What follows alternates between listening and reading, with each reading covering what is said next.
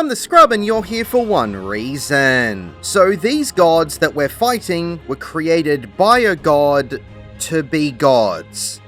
That sort of makes sense?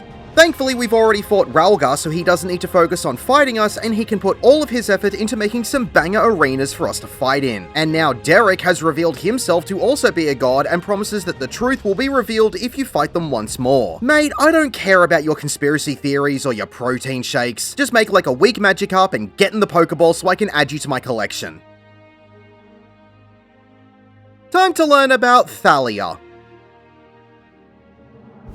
Simplified.